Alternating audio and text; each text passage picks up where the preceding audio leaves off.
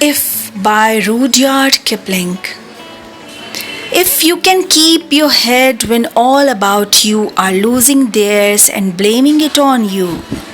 if you can trust yourself when all men doubt you but make allowance for their doubting too, if you can wait and not be tired by waiting or being lied about, don't deal in lies, or being hated, don't give way to hating. And yet, don't look too good nor talk too wise. If you can dream and not make dreams your master, if you can think and not make thoughts your aim,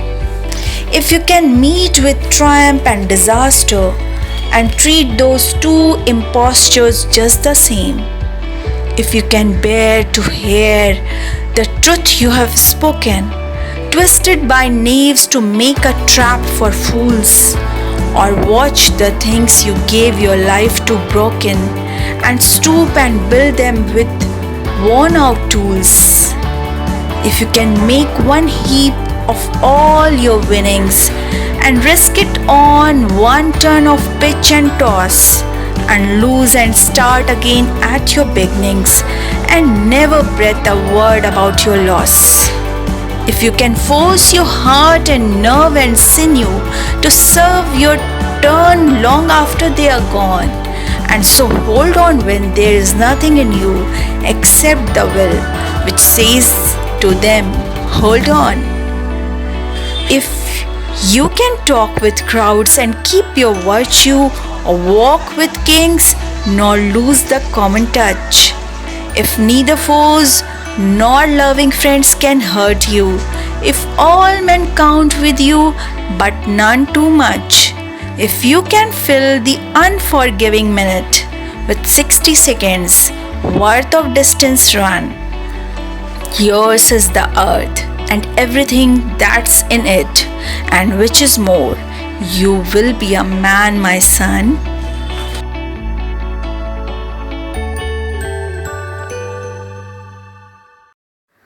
if poetry में 4 stanza है और पहले stanza से बात शुरू होती है कुछ यूं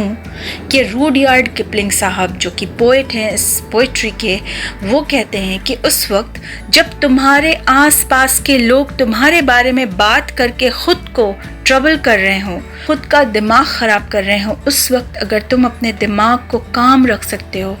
ठंडा रख सकते हो, एकदम शांत रह सकते हो,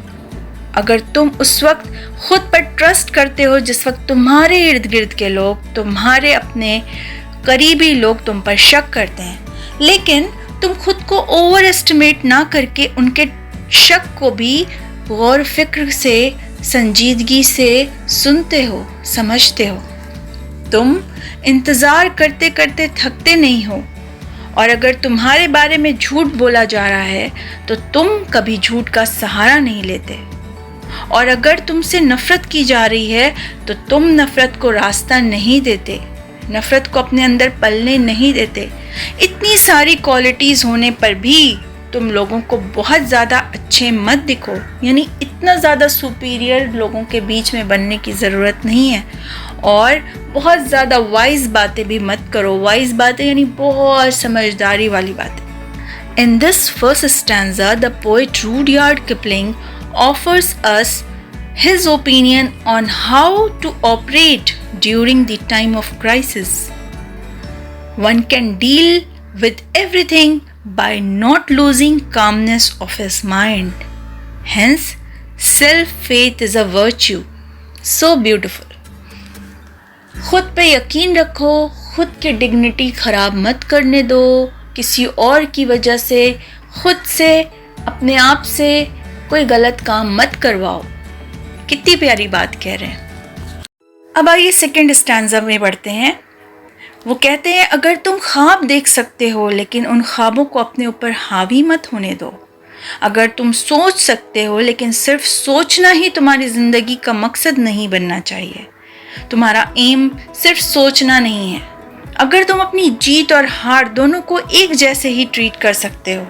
यानी जब आपको कोई शिकस्त देता है तब आप बहुत ज़्यादा टूटे नहीं, बिखरे नहीं, और जब आपको किसी चीज़ में विक्ट्री मिलती है, जीत मिलती है, तो आप ओवर कॉन्फिडेंस ना हो जाएं, एकदम बियॉन्ड द लिमिट ना चले जाएं। अगर तुमको सच सुनने की ताकत है तो सहने की भी ताकत रखो, क्योंकि कुछ ऐसे लोग भी होंगे जो तुम्हारे सच को ट्रस्ट करेंगे और ऐसे भी होंगे जो सच को तोड़ मड़ोड़ कर किसी और तरह से पोर्ट्रे भी कर सकते हैं और उसे गलत साबित भी कर सकते हैं। जिन चीज़ों को बनाने के लिए तुमने अपनी ज़िंदगी दे दी, यानी जिस काम के लिए आप दिनों रात मशक्क़त करते रहे, और वो चीज़ एक लम्हे में टूट जाए, बिखर जाए, और तुम्हें फिर ये एहसास हो कि तुम्हें तो फिर से नए सिरे से शुरू करना पड़ेगा, एक नए सिरे से दोबारा मेहनत करनी पड़ेगी, झुक कर फिर से उन चीज़ों को समेटना पड़ेगा, बनाना पड़ेगा अपने पुराने औजारों से, पुराने तरकीबों से। In the second stanza, poet says that success and failure are a part and parcel of life, and there is nothing permanent in this world. That's why he recommends his readers to treat both success and failure in the same way. So beautiful.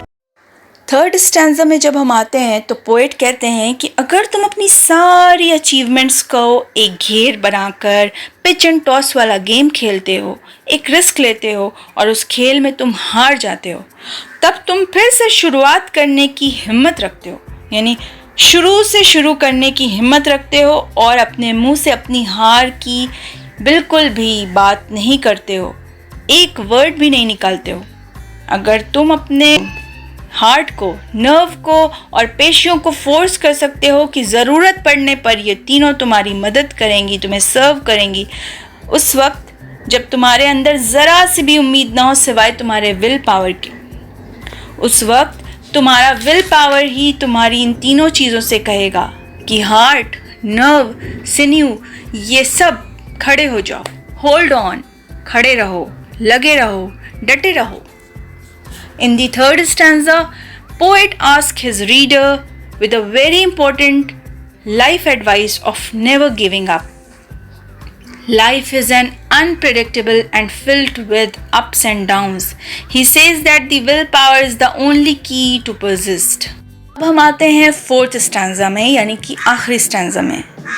यहाँ पर poet कहते हैं कि अगर तुम आम लोगों से बात करते वक्त भी अपने वर्च्यू को बनाए रखते हो, अपनी खूबियों को कायम रखते हो, उनके लेवल पर जाकर भी अपने आप को मेंटेन रखते हो, और यहाँ तक कि कभी किसी बादशाह के साथ चल रहे हो तो तुम तब भी अपने अंदर वो सादगी मेंटेन रख सकते हो। ना तो कभी कोई दुश्मन और ना ही कभी तुम्हारा कोई दोस्त तुम्हें हर्ट कर सके, ऐसी खूबियाँ अपने अंदर पैदा कर सकते हो और सभी लोग तुम्हारे साथ कंफर्टेबल हो जाते हैं, घुल मिल जाते हैं, लेकिन ज़रूरत से ज़्यादा नहीं। अगर तुम एक मिनट में जैसे 60 सेकंड्स होते हैं, उन एक एक सेकंड को वर्थ समझते हो, कीमती समझते हो और उनको वैल्यू देते हो, तो ये अर्थ, ये धरती, ये दुनिया, ये ज़मीन तुम्हारी है और तुम जो कुछ चाहते हो वो सब तुम कर सकते हो। You can achieve everything, anything, my son. Here in the last stanza, poet says that the great man is someone who fit into all sections of the society seamlessly. However, the perfect man is the one who will not follow any rat race. Rudyard Kipling wants to tell us that success is only meaningful if it is carried with modesty. Such a beautiful lesson for each and everyone. उम्मीद करती हूँ कि आपको ये poetry बहुत motivate कर रही होगी और आपको बहुत अच्छे से समझ में भी आई होगी। अपना बहुत ख्याल रखिए, खुश रहिए, बाय बाय।